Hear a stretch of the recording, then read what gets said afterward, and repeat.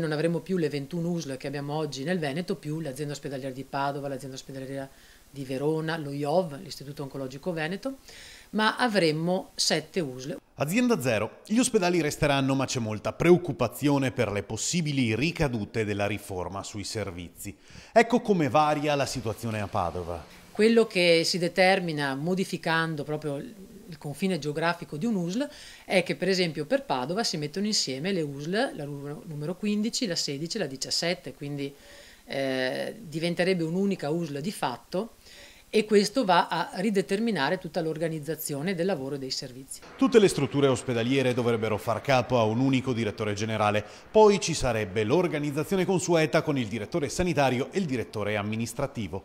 Cancellato il direttore dei servizi sociali, figura che i sindacati chiedono di reintrodurre. Su cui noi siamo convinti che sarebbe un grave errore la soppressione di tale ruolo, proprio perché si evidenzia quali le enormità del territorio da un punto di vista sociale da seguire, quindi è fondamentale questa figura.